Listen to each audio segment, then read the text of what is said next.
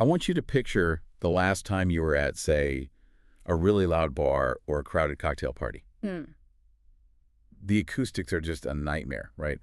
There's jazz drumming in the background, glasses are clinking, and there are probably 3 or 4 different conversations happening within, like, 5 feet of your head. It's a complete acoustic mess. It's basically a wall of noise. But here's the thing that always trips me up. Yeah. You're standing there, and somehow, despite all that chaos, you can just lock in on your friend's voice.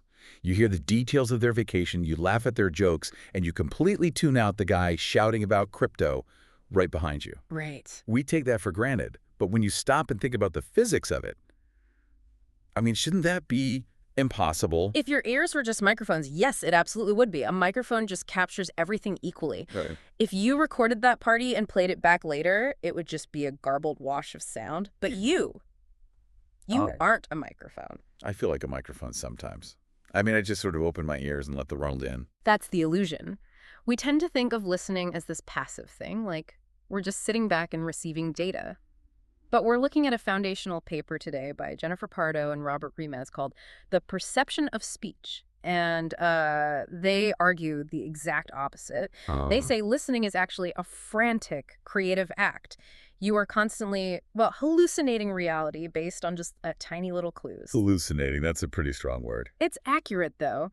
Your brain is taking messy, incomplete noise and constructing a speech event out of it before you even realize you've heard a word. Okay, so the mission for this deep dive is to figure out how I'm pulling off this magic trick. Exactly. We're going to look at how your brain separates that cocktail party noise, how you're actually listening with your eyes, even if you don't know it. With my eyes. And maybe most interestingly, how the way you listen actually changes the way you speak. All right, let's go back to the party.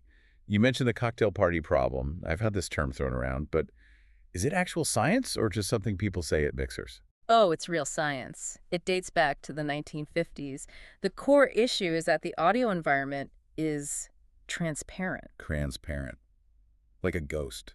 In a way, yes. Think about vision for a second. If I stand behind a brick wall, you can't see me. Right. The wall blocks the light. Physical objects are opaque, but sound is transparent. If I talk and the jazz band plays and the glasses clink, those sound waves don't bounce off each other. They pass through each other. They just mix. They mix. So by the time it hits your eardrum, it's just one giant complex wave. It's a soup. A blended soup. And your brain has to somehow unmix it. It has to say, okay, this frequency belongs to the trumpet, and this frequency belongs to my friend Dave, and it has to do it instantly. How instantly? Because I'm a pretty fast thinker, but I'm not a supercomputer. You're faster than you think. Bardo and Remez point out something kind of terrifying about sound. Yeah. It is perishable. Perishable. It goes bad. It evaporates. If you look at a painting, you can stare at it for 10 minutes. The data is still there.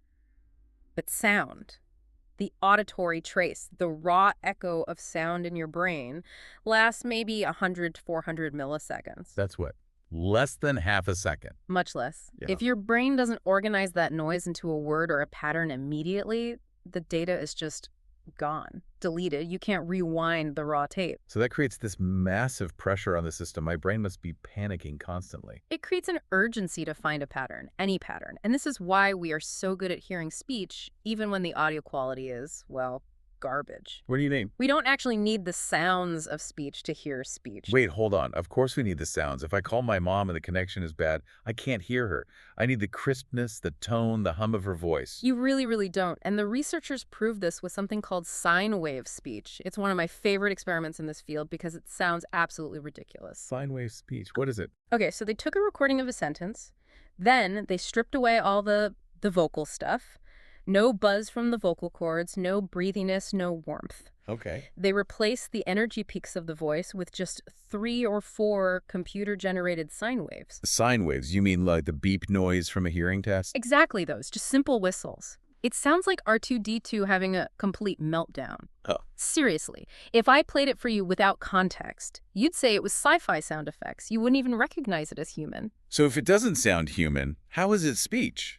That's the trick. If I say to you, hey, listen to these beeps, they are actually saying, the steady drip is worse than a sudden rain. Suddenly you hear it. Just like that. Just like that. The beeps transform into words. Come on, you're telling me my brain just translates whistles into English because you told it to. It's not translating, it's pattern matching. The sine waves are tracking the time-varying pattern of the original sentence. They follow the rhythm and the frequency changes. Your brain doesn't care about the quality, the buzzes and hums. It cares about the movement. The pattern. Once it locks onto the pattern, the beeps stop sounding like beeps and start sounding like language. That is wild. So I'm not hearing the sound itself, I'm hearing the shape of the sound. Precisely. And the brain is incredibly tolerant. You can mess with the quality even more.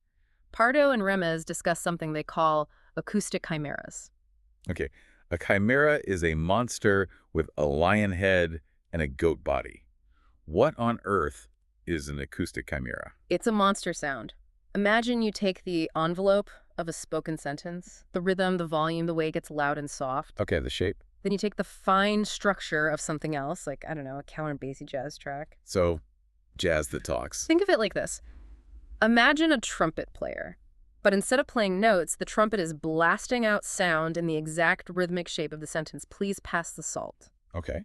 It has the timbre of a trumpet, but the envelope of speech. And I would hear words. Or would I just hear a really weird trumpet solo? You'd hear words, it sounds like a talking trumpet.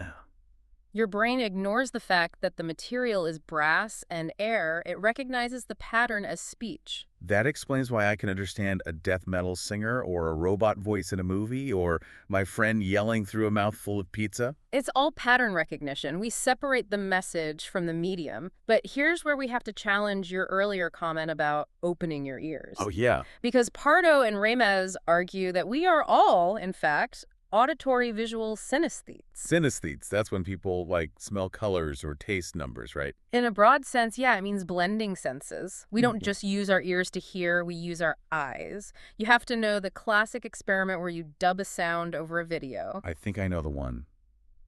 The guy is mouthing one thing at the sound is another. It's called the McGurk effect. It's famous for a reason. You show a video of a guy saying "g." Guy, like garden. Right, but you replace the audio with a recording of him saying "bah," like ball. So my eyes see ga, but my ears hear ba. So what do you think you hear? Well, if I'm paying attention, I should hear ba. That's the reality. I mean, that's the actual audio. You won't. You will swear on your life that he is saying da. Da, where does the D come from? Neither of them said da. Your brain invented it. It got conflicting signals. The eyes said mouth is open for ga. The ears said lips are closed for ba. And it panics. It panics. Remember the 400 millisecond deadline? And it just fuses them together into a compromise da. That is terrifying. My brain is just making things up to keep the story moving. It prioritizes coherence over truth. And the craziest part, you can't turn it off. Even if you know how the trick works, you still hear da. Until you close your eyes. Until you close your eyes. So when I'm at that cocktail party looking at my friend Dave, you are lip reading him to boost the signal. The paper highlights that the brain binds these signals even if they are out of sync. You can delay the audio or move the sound source away from the face. and it still works. It will still glue them together. It is desperate to create a unified object. Okay, so we've got ghosts, we've got talking trumpets, and we've got lying eyes. But let's get down to the actual words. When I say pin or pen or cat or dog, there has to be a specific sound for those letters, right? Like a P sound is a P sound. You're touching on the biggest headache in phonetics. It's called the lack of invariance. And the answer is no. No, I don't buy that. Puh. I just said it. It's always puh. Is it, though? Let's try a little experiment. I want you to say 2 words for me. Say key, and then say ku. Okay. Key. Ku. Now, do it again, but freeze your mouth right before you make the K sound in key. Okay, key. My tongue is kind of high up against the middle of my mouth. Right. Now freeze before ku. Ku. Okay, my lips are rounded and my tongue is pulled way back in my throat. It's completely different. Exactly. The K in key is physically different from the K in ku. The acoustic signal, the actual sound wave, is totally different, but your brain hears them both as the letter K. That is bizarre. The sound is changing because my mouth is getting ready for the vowel that comes next. It's called co-articulation. We don't speak one letter at a time like a typewriter. We just smear them all together. The P in pi is different from the P in poo. The sounds are shifting constantly. So if the sounds are always changing, how do I know what anyone is saying? Well, Pardo and Remez suggest a theory called articulatory phonology. It suggests we aren't listening to sounds at all. We are listening to gestures. Gestures. Yeah. Like Yeah. hand signals. Vocal gestures. When you hear me speak, your brain isn't just analyzing frequencies. It's reverse engineering the movements of my mouth. It's detecting what you're doing. It's detecting that my lips closed or my tongue tapped the roof of my mouth. Oh, so I'm essentially, what, feeling your mouth move with my ears? That's a great way to put it. Think of it like watching a pianist. You can look at the sheet music, the abstract theory, or you can watch their hands flying across the keys. Right. Listening is like watching the hands. We are tracking the choreography of the vocal tract. That actually explains something that always confuses me. People speak so differently. I have a friend who mumbles, I have a friend with a thick accent, and then there's me. Sure. If we all have different sounds, how does the gesture idea help? Because the gestures map to the same meaning even if the execution is sloppy. The authors call this the parody myth, the idea that we have to speak identically to understand each other. We absolutely don't. Give me an example of how sloppy we can get. Okay, take the phrase, I do not know. If I'm reading a formal speech, I articulate every consonant. I do not know. Crisp.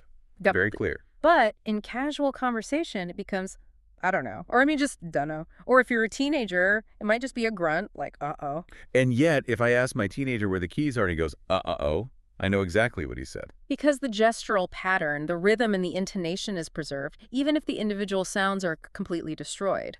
You're listening for the intent, not the acoustic perfection. This brings up the question of who's doing the talking. I watch a lot of crime shows. I love a good procedural. Uh-oh. And they always have that scene where they record a ransom call, put it into a computer, and a voice print pops up. And they say, aha, it's a 99% match to the suspect. And Pardo and Rimez would tell you to change the channel. Don't tell me voice prints are fake. They are largely a myth. Forensically, they are a complete nightmare. Why?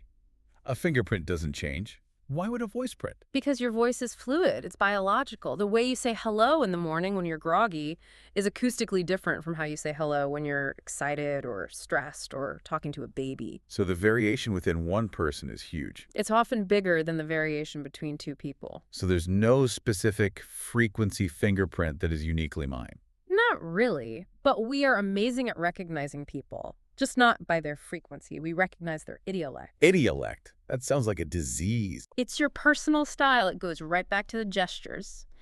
I recognize you not because of your pitch, but because of the specific, quirky way you shape your vowels. It's your articulatory style. It's like recognizing someone's walk from down the block. Yeah. You don't see their face, but you just, Yeah. you know that walk. That is the perfect analogy. You recognize the motion of their speech. And this is why you can recognize a friend even over a terrible cell connection, or... Let me guess. Going back to the beginning. Even in sine wave speech. Even in sine wave speech. Wait, really? If you turned my friend Dave into R2-D2 beeps, I'd still know it was Dave? If you knew him well enough, yes. The rhythm and the gait of his speech would still be there in the beeps. That blows my mind. We aren't hearing sounds, we're hearing people. We are, and that connection leads us to the final and I think most profound part of this paper. We've talked about how we listen, but it turns out listening controls how we speak. What do you mean by that? Well, if our brains are so good at this, if we can hear through noise and understand grunts, why do we bother speaking clearly at all? Why don't we all just mumble? Because manners. It's deeper than that. We have a feedback loop. We are constantly monitoring the environment and adjusting our broadcast to make sure the listener gets it. Is this that thing where I start yelling when I have headphones on? The Lombard effect, yes. When the environment gets loud, you automatically boost your volume, but here is the kicker. What's that? You barely do it if there's no one listening to you. Really? It's not just a reflex. It's a social reflex. It's communicative. If you are reading a list of words into a recorder in a loud room, you don't increase your volume nearly as much as if you were trying to tell a person those same words. You're tuning yourself for the receiver. Exactly. I definitely do this. I also feel like I change my voice depending on who I'm hanging out with. If I'm talking to my southern cousins, I get a little twangy. I always feel like a fraud when I do it. You're not a fraud. You're a human. This is called phonetic convergence. Convergence, like we're merging. We are. The paper details a study called the map task. They put two people together who didn't know each other. One had a map with a route drawn on it, and they had to describe the route to the other person so they could draw it. Okay, sounds potentially frustrating. It forces a lot of interaction. And they found that over the course of the hour, the two strangers started to sound like each other. Their vowels shifted, their timing matched up. They became acoustic clones. But here's the detail that I love. Yeah. It wasn't 50-50. The person giving the instructions, the teacher, shifted more toward the person receiving the instructions. Wait, the teacher adapted to the student? Yes, because the teacher had the burden of being understood, so Yeah. they subconsciously adjusted their gestures to match the listener's style. It shows that speaking isn't just blasting information out, it's a handshake. You meet the other person where they are. You meet them where they are. That puts a whole new spin on it. I'm not just listening to you, I'm calibrating to you. And you're calibrating to me. It's a constant, invisible dance. It really is. This has been a massive deep dive. We've gone from the transparency of sound to R2-D2 sine waves to the fact that P sounds don't exist, and finally to this idea of social tuning. If we had to boil Pardo and Remez down to a bumper sticker, what would it be?